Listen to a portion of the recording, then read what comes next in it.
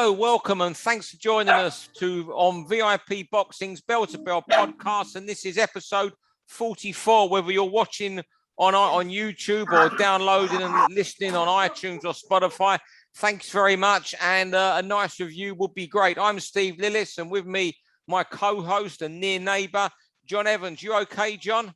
Yeah, really good, Steve. Back in the swing of it now. Shows every weekend, and back up and running, aren't we? Good man. Yeah, well, boxing's back. Man, I was looking at that. I think something like next weekend, Saturday, Sunday. There's on Box Rec at the moment. There's 80 fights for next weekend on all these shows, Saturday, Sunday. It's mad. At the moment. Yeah.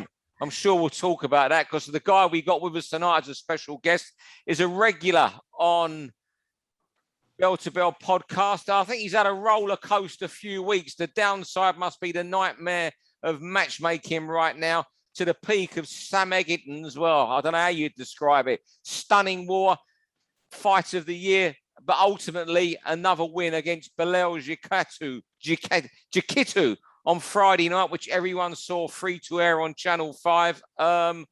John, how's it been the last few weeks? We're going to talk about Sam in the podcast, so we'll come back to him. How's it been for you for the matchmaking? Because all I'm hearing is nightmare stories of boxers who haven't renewed licenses, not getting it, not being able to find opponents, having to go to abroad at the last minute and costing more money.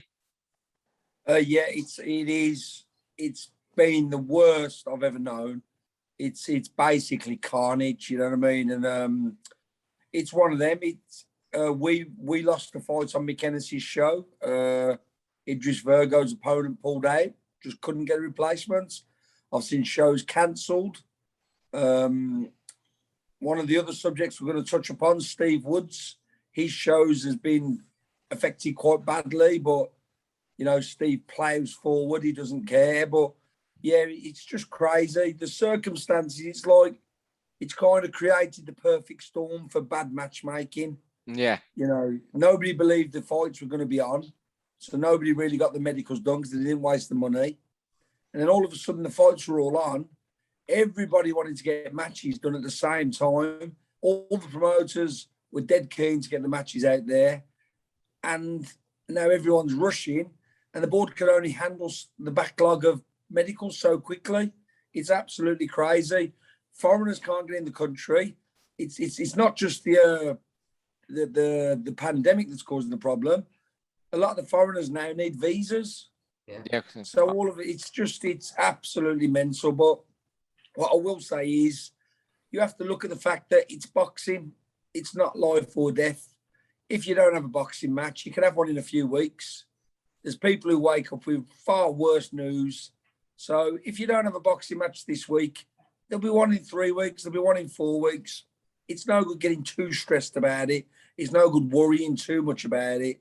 It's no good getting beat up, beating yourself up, you haven't done the right job. If you've looked everywhere and there isn't a match, don't worry, there'll be one in a few weeks and that kid will have to fight in a few weeks' time. Yeah, that's John, the only way you can stay sane. John, just one question. How long before you think you say the word used with the backlog, because the board can only deal with so many applications before everyone's license is in order, the guys that haven't renewed, where it's all in order and it gets a lot, it's never an easy job, but should we say where it eases for you all? I think it'll start to get easier in October because one, there's less matches because there's not quite the big rush of shows, and two, people are getting the medicals done. And I think by the end of October, we'll be kind of back to like the normal manic that matchmaking is, because it's never easy. So I think by the end of October, we'll be kind of back where it should be. Yeah, we spoke about, I think the last time you were on, one of the topics we had was a backlog coming of just so many shows. And I guess however much we talked about and how bad we thought it'd be, it's probably been X times worse, hasn't it? Yes, it has. It's just been carnage. And one of the other things as well, people haven't quite realised, there's a lot of guys who wouldn't usually take TV shows who aren't quite good enough because they're the only shows out there and the money's being offered is even better than usual. There's a lot of journeymen getting stopped who wouldn't usually get stopped or getting cut to pieces. So not only have we got people missing medicals, blah, blah, blah, the guys that are ready are taking so many hard fights on the TV shows that they wouldn't usually probably take or be offered, that a lot of them are getting 28 days, even 45 days. So it's even making itself worse by the fact that there's not as many people as usual because people are on suspensions. Yeah. So like I say, it's like the perfect storm for bad times for matchmaking. Yeah. Well, thanks for that insight, John. This side of boxing people, they know how tough it is, but you've given insight to why, promoters are having such hard luck at the moment, and we thank you for that. But without further ado, we'll crack on. You know how it works, John. After 3 minutes, John Evans gets a bit, grumpy with his bell, and you shut up, even though you talk more sense than most and forgotten more than most know. But anyway, we'll fire away. You got your clock going, John Evans? Yeah, we're ready to go. As usual, your first topic, and it's Warman Sam. Yeah, we've got to start with Sam Eggington, haven't we? A right load of shit went on in boxing this weekend. But I think we should start off with two proper fighters who had a proper fight. Sam never fails to disappoint, does he? He's had his ups, his downs, but throughout it all, he's been one of the more watchable people. Always gives 110%. Good lad, and really pleased that he's getting some plaudits now. Thought he did really well to keep his motivation after Cheeseman. Total change of direction, wasn't it? New channel, new promoter, new weight class it's turned out to be. But his level of performance has probably gone up since the Cheeseman fight. John will be able to tell us what he's like in the gym. But as I say, he took it to a new level this week. Over 1,100 punches. Probably took a plenty more. Probably more than you wanted him to, John. But although me and Steve can talk about the fight and how good it was and how vicious it was, you were in the corner. When it started to... A fight like that seems to get a life of its own and take off, doesn't it? Did it just get away from you, John, and all you could do then was control the chaos? Or did you try and rein Sam in? What's it like in that corner? Basically, Sammy's kind of like a train with no brakes when he starts going. You just think, oh, for fuck's sake, he's off again. Yeah. And you just got to try and steer it. Try and steer it and it's something soft. But, it's not a shock anymore. When he starts fighting like that, we're kind of like, okay, let's go with it and see what happens, basically. Yeah, but do you think, John, now, I know he's only 27, but he's having he's had war after war. He's a warmonger. That's why we call the topic War Man Sam. Are you at the stage now where, right, I've got to get in a couple big paydays just in case there's a decline could start? And I'm not being negative. He's Mr. Excitement. We all love watching him. But in your mind as a manager, does that go through now? Right, I've got to get the money in for him now, because in 3 years, he's not going to be what he is now. To be fair, in 3 years, we're planning on him not boxing. Sam doesn't want to box past 30, really. Right, that's good, yeah. No, we're not planning. He never wanted to box past 25. But, you look for things in decline and you see in boxers, their speed, their timing, their desire, that starts to drop. Sam's is improving. He's passing his medicals. And the board's medicals are so strict every year. I know you should see a decline in the way he has fights, but there's some people who are just built differently. You see boxers like Jake LaMotta. Yeah. They're just built differently. And his speed and his kind of desire and his training, as you can see from his performance, they're still getting higher. So we are keeping a close eye on, and he shouldn't be able to have all these wars. It shouldn't be possible.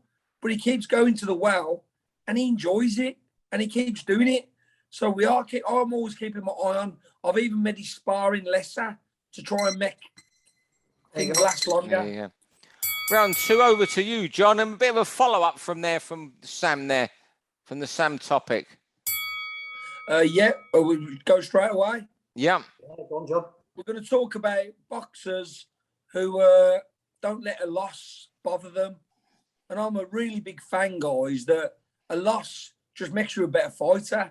As you know, I'm a bit of a boxing historian, and I love the fact that the old guys would have 10 losses before I won a British title, and it just made them hardcore fighters who knew what they was doing. The Murderers of Row in America, they all had 10 losses against each other before they even learned to get a world title. And too many boxers now really good fighters have got it ingrained to them by social media, fans, and even other boxers. You have a loss and you're finished, you're no good. No way.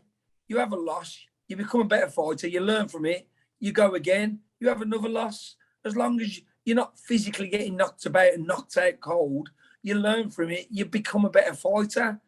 And I just think, the guys out there, such as an Anthony Crolla, if he'd have let early career losses bother him, would he have ever had them massive nights at the MEN?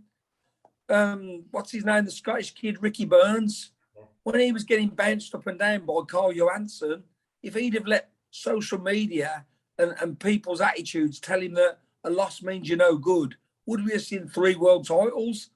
And Sam Eggington, who we've just talked about, if he'd have let people tell him that early losses or losses that he perhaps shouldn't have run into bother him and he hadn't been determined to improve off them, would we have seen the potential fight of the year, Friday nights? Yeah. I just don't think it's a good thing that social media and fans and people online tell a boxer, you have a loss and you're finished. Yeah, you know what? It's a great point. And the Crolla one's a great analogy. He lost to Yusuf El Hamidi. I was there in Bolton. He lost twice to Gary Sykes. I was at not the prize fighter one, the second one. And look where he ended up. But there's also Derek Chisora. He's lost 10 or 11 times. He got hammered by Hay 9 years ago. Maxie Hughes, we spoke about last week, 5 losses in great domestic company, mind you. Liam Walsh, Martin J. Ward, Sam Bowen, Cardle, and, people like John Ryder, he weren't too bad the first defeat against Billy Joe Saunders, but then he went and lost to Jack Armfield, and before that, I think he got stopped by Nick Blackwell. Nick Blackwell for the British. It's a great point. What do you think, Mr. Evans? Yeah, the same. And I'm just thinking of examples here of people who've just lost, who've got all the talent in the world, who should learn and go to a different level. And Josh Kelly's coming back, isn't he? Josh is a great fighter. Josh could have learned so much from that defeat to Avanesian. If he just ignores social media, Josh could come back a completely different level fighter. But as you say, social media is unforgiving, isn't it? Round 3, heavy break. Something I've mentioned before, and I'm just looking now more and more. How many months before the World Heavyweight Championships is well or truly fragmented in that Joyce will go mandatory for the WBO next week, and early next year after Usyk has challenged Joshua, he'll become the mandatory for that. And I can imagine by spring next year, the WBO will be ordering that fight. Joyce isn't going to take any step aside, I shouldn't think so. Fury and Joshua, or Wilder and Joshua and Usyk, and all that combination of fights can happen. And, this week, Hrgovic won again. He's got a final eliminator. And, as soon as he wins that, the IBF will put that straight out. And I just think that, this 2 champions, or the chances of 1 champion, is lessening and lessening by the day in the division. And I think, if we do hopefully get to Fury Joshua next year, it could possibly be for 1 belt or 2 belts at the absolute maximum. Yeah, I think the time for step aside went over the last 3 months, didn't it? I think they could have paid a few people and had a gap there to do it, but all the various delays have put the kibosh on that, I think. Does it matter, though? Are Fury and Joshua just so far ahead of a pack? We're assuming Fury comes through the Wilder fight, although I think it could end up being a little bit tricky than people think. But if he does come through that, those 2 will be so far ahead. Do the belts matter? We're hearing increasingly now that belts don't matter. I think they do to a certain extent. I do, especially when it's the first. The winner of that will still be the man, won't he? Do the belts matter in such a big fight? It will. It's just that when we've got, providing they both win their next fights, when we've got number 1 and 2 in the world, you'd love it for all 4 belts. We've never had British boxing like that in the heavyweight division. What's your take, Jon Pegg? Do you know what the worst thing is? The kind of effect it's having on boxing is when you was explaining all that fucking bullshit, my mind started to wonder. Yeah. And I had to jerk myself back and think, what's Steve on about here? Yeah. And that's what it does to boxing, because I was literally, my mind wandered off and I just zoned out. And that's me mate explaining it to me. Imagine a normal person trying to read it and stuff like that. No wonder we're having trouble with new fans sometimes. We've got the 2 best fighters on the planet in the division, getting ready to fight each other. surely it's common sense that it's for all the cookies. You know what I mean? It's just mental. What about the WBA? Has got about 47 champions at each weight, you know, and it's just like, just stop it. Just stop it. You're making boxing people get bored of talking about it. You're making boxing people zone out. You're right. You're right. Next topic, yeah. Steve Wood. Is Steve Wood insane? Jon Pegg. Oh, this is down to me. Sorry, I forgot about this one. Yeah. Oh, sorry. Yeah, it is. Carry on. Right. Is Steve Wood insane? As a matchmaker and someone who's worked for him for a long time, I say he must be. And also, I think it's a real funny level of insaneness in that the fact he's so normal and switched on in every other facet of life. You've got a successful businessman who runs multiple businesses who, when you finally get the chance to put a boxing show on, in the climate where we're all talking about how hard it is, he decides to do 6 in 1 month. Not only does he do 6, he makes every show 10 fights each show. And then he just plows ahead when it's going wrong. He's so determined and crazy to make it work for his boxers that, you know, you have to think to yourself, this guy is balmy. Then when the ticket sales might not be working, you say, Steve, you think you should perhaps not put this kid on? No, he's got a box. He's got a box. I've never met anyone with the determination to make small hall boxing work for his boxers and for his paying public like Steve Woods. And if he's not insane, he's some kind of evil genius. You know him, Steve Lillis. What's your thoughts on it? You know what? I honestly think, I think when he told me he was doing these 6 shows in 21, 20, 24, 26 days, whatever it is, you know, you're making all the matches, 60 fights, whatever you're doing. He'll probably do it in a night next month. You know what I mean? But I think when he did it, I don't think he foresaw all the headaches that have come for you matchmakers, you know, and for himself as a manager and a promoter. Do you think if he'd have foresaw the headaches, he would have not done it anyway? No, he would have still done it. No, I don't think he would. If he knew them headaches were going to be there, I think he would have spread it out over 2 months. They would have all got work. I think he would have done it anyway. I don't think he would have. We'll have to get him on and ask him, but I don't think he would have done. I think he would have spread it out over 2 months because, as you said earlier, John, so what? You know, if your fight falls through, you fight 3 weeks later. And they've all got fights in October. And some of the guys, the regular journeymen you use on the right-hand side of the bill, John, they might have got 2 jobs out of it. And it made your life a lot easier. And there's many fights. I think he would have. What do you think, John Evans? You're the commentator for VIP. I'm with Jon Pegg. I think he would have done it anyway. Now, I've been at all 3 of the 4 shows he's done so far. And they've been good. You know, yesterday... You know what we're getting? We're getting opponents we've never seen before who are coming for a right fight. He said that to me this morning, yeah.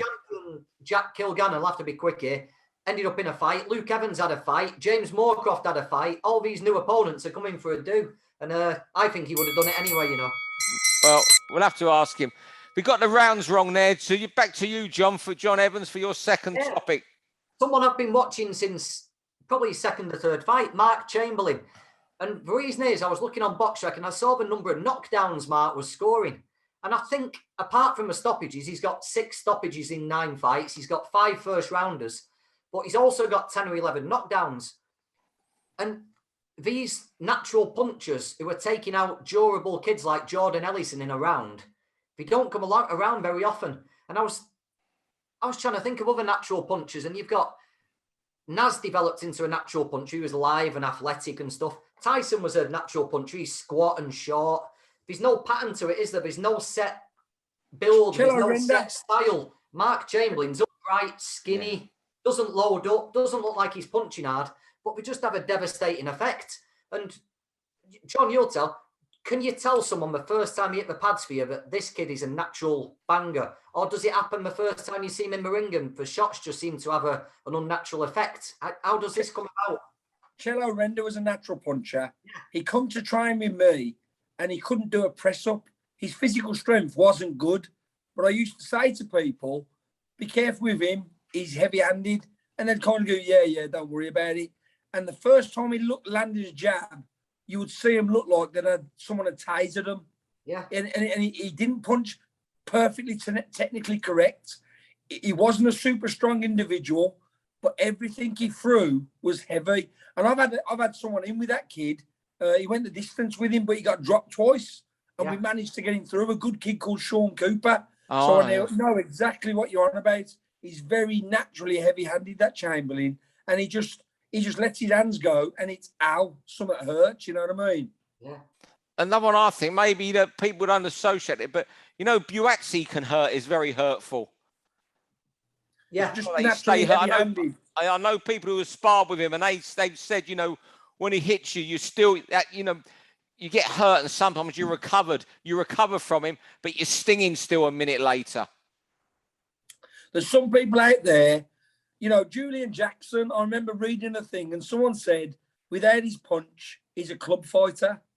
With his punch, he's like one of the best in the world. And he doesn't even look like he was throwing hard. And people would drop like they've been electrocuted. Some people, it's just a natural God-given gift. And, it's just crazy how some people can just naturally knock people out without even trying. Another one who's just come to mind who you wouldn't have thought. Do you remember the journeyman, Mark McRae? Mark McRae, when he let his hands go, Mark McRae could switch people off. Good fighter, Mark McRae. Tottenham, weren't he? From Tottenham. Good fighter. Final topic, final round 6. Boxing's fucked. And it's just the state of the game at the moment. I don't think, it's messed up forever. Of course I don't. I love the sport too much to ever believe that. I just look at the state of it. It's not just Evander Holyfield. We don't really want to go about that. Hay having a spar with his mate and calling out Fury, and even Ricky Hatton's hinting at an exhibition. And you know what? It says it all. It's how messed it is when Jake Paul is boxing's most wanted man. It's absolutely. It just baffles me. But perhaps it goes deeper, and I'm worried about our fans will see it long term. Right now that's all the talk, the YouTubers, Holyfield, Hay, all this sort of stuff. But I'm getting worried, and John, you'll be really good on this, Jon Pegg, well, as John Evans will. And I'm worried about how many times we're going to see the best beat the best in British boxing over the next few years, because I've never known it so diluted. People talk about how it's booming and this and that. But we've got so many TV channels, so many streams. Fighters aren't going to be allowed to fight on other channels. They're not going to let A go to B, B won't go to A. And I'm wondering if fans in the end will just say, bollocks, I'm not tuning in. Do you know what? I think you've got great points, but I think the main thing is it's because we see so much of it. We can't see a thing without it being everywhere on social media. You got to remember, in the past, boxers have fought wrestlers, the greatest of all time, fought 15 rounds against a guy lying on his back. He was going to fight a basketball player. Two-ton Tony Galento was meant to have fought an octopus. We've had boxers go into wrestling, Joe Louis, the big Primo Carnera.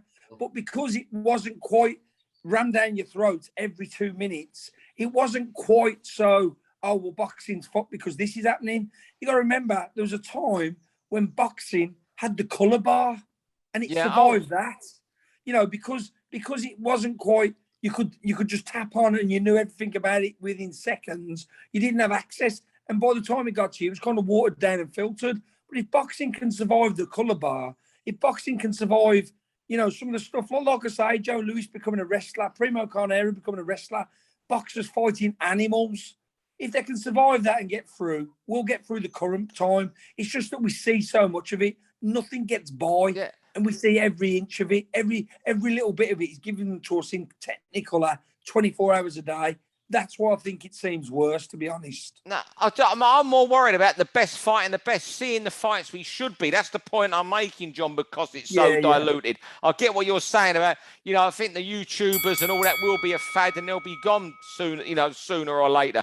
I'm more worried about so many TV companies, so many networks. It just worries me that people are just going to say, bollocks, I'm not having it anymore. Yeah, we're hearing at the minute, we're hearing that a few of these TV companies have taken sides against each other. Certain promoters are determined to get one up on other promoters. That's right, yeah. The chances of cross-promotional fights, like, can you see you'll know way better than us, John. Like, let things develop for a few months, but just say next March or April, can you see a fighter from DAZN fighting on Sky or a fighter from Sky fighting on DAZN? Definitely not. I think if it goes to purse bids, we might get manoeuvred the opposite way.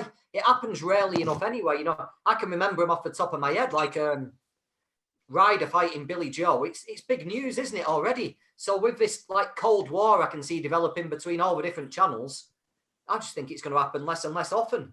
Yeah, and that's my biggest worry for boxing in this country. I love British boxing. I make my living from British boxing. I don't give a monkey really what happens in America, and it's British boxing I care about. I think that it will force its hand, as it always has done. They will get away with not fighting each other as long as they can, and when they really have to, when it's being cried out for, the fights will happen. They will happen. And if they don't happen, we'll find fights that we love anyway. You know, all through the years, there's been fights that never happened and we didn't get what we wanted for 100 years. But yeah, it will get pushed to a certain level. And when people start voting with their TV button in their feet, then them fights will happen because the promoters are not stupid enough to let boxing die.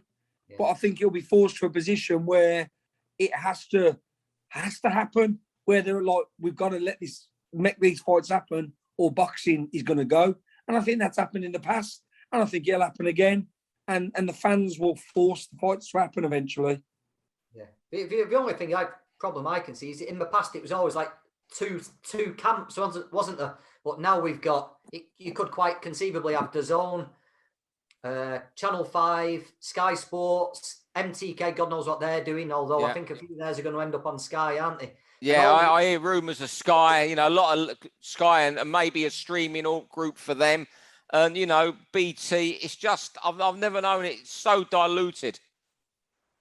Yeah, but you know what? I think there's always something in boxing that's kind of like the Cuban Missile Crisis. There's always something hanging over it that could potentially wipe it out. And like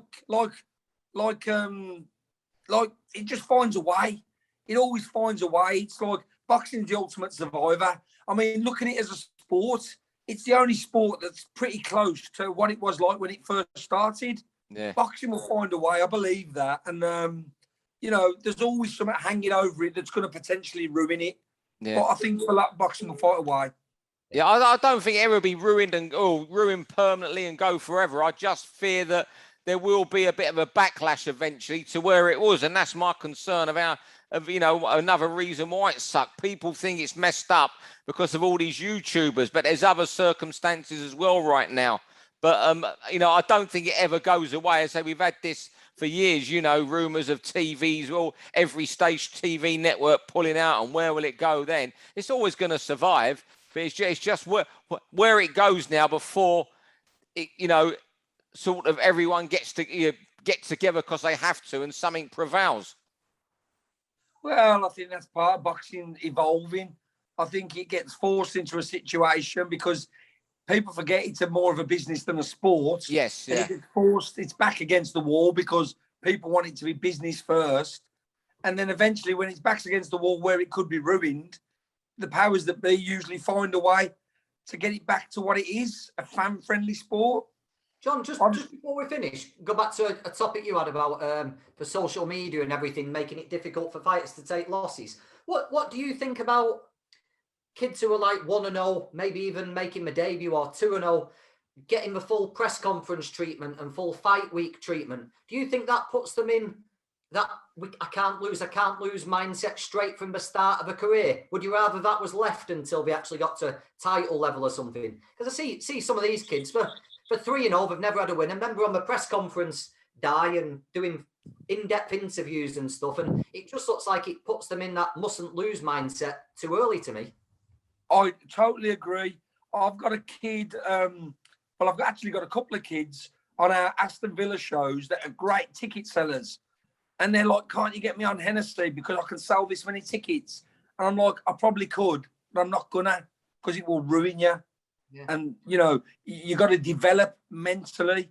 You got to develop your game so you're a bit better because it's quite like a hard, you know, it's hard being under the microscope. so I won't put them on until they've developed and they're ready to go on TV. Some people being on TV can absolutely ruin them because you're under the microscope and it's very unforgiving. If you're on TV, people expect you to be a certain standard, and rightly so. If you stick someone on TV because of a name or because of a ticket sale and they don't perform and they get absolutely slayed by a million people who wouldn't be watching them down the local leisure centre, that's part of the development of a career as well. You're not doing your job. If you put a kid in the wrong place, he gets slayed and it mentally breaks him. So, yeah, you're exactly right. It can be thrust into the spotlight, can be as much as bad as getting that first loss. Even if they win, if they're not good and everyone slays them because everyone else on the show is absolutely class and TV fighters, you can ruin a young kid that way as well. You know what, John? Even if he did, even if he were on TV, but the announcer said, here's a little bit of bonus action. We've got 3-0 X against 4-5 Y. That'd be one thing, people would take it as it was. But the fact is now they're part of a fight week build-up, aren't they? They're involved in it from Tuesday or Wednesday, and the expectations rising. If you just to be fair, John, he's got as a floater, that's a different thing. To be fair, John, people wouldn't, because when you're on social media, you're open to a lot of people who are looking to be spiteful. Yeah. And if they see you on TV, as far as they're concerned, this is the kind of people who take the piss out of soap stars, ill kids and stuff. If you're on TV and in their domain and you're not Floyd Mayweather, you're fair game to be absolutely ripped to shreds. So if you put a kid in that position, they're getting hammered if they're not ready. But you know what? You made a point there, John Evans, when you asked John that question about spotlight and press conferences and being on a dais when they're 2-0. If obviously they've got tickets to sell in boxing and it's different. I know we always use different to other sports, but if you look at football, rugby union, when there's a precocious young 18-year-old talent, those clubs will never put that person up for interview. Yeah. Or if they do have to do something for Adidas, so I used to be on newspapers and these guys would have to be put up because Adidas say it. There'll be a press officer sitting in there telling you that doesn't get used, that doesn't get used. Yeah. That's exactly right. And it's all part of the game that you got to be aware of this stuff. And again, social media makes it a different game now. People are having to learn as they go because social media and access 24/7. Sometimes managers learn things about the boxers after the public do, because it's out there so fast. Yeah. And a manager's scratching his head going, oh my God, I would never have allowed this to be said. And it's out there and it's already, it's ruining careers sometimes. You know what? It's so different. And when you think back, you're a matchmaker, John, as well as a manager, trainer and everything else, cuts man, whatever, everything but an MC you are. But you go back like matchmakers of, as great matchmakers, you think, and they're greats, Ernie Fossey, people like Terry Toole, brilliant matchmakers in the 80s, 90s, Mickey Duff. Imagine them now in that social media era. I just think that sometimes, I think Mickey Duff in this social media era and the era of people going on BoxRec and finding out their neighbour told them that somebody boxed so-and-so, Mickey Duff would be on a murder charge. I honestly believe he would be on a murder charge. We touched on this last week, and before we go, because he's going to, I'll tell you, I touched on this with John Evans last week.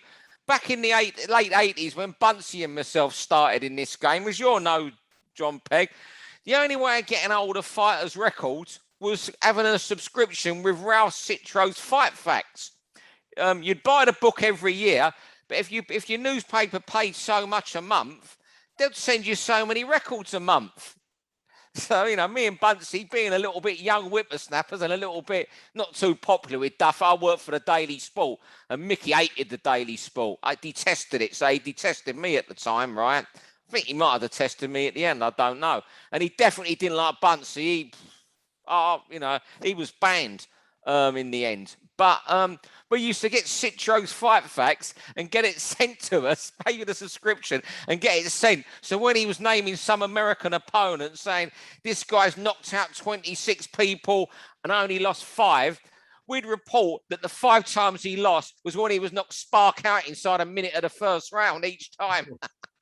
And Mickey would do it. Mickey and Mike Barrett would do their pieces.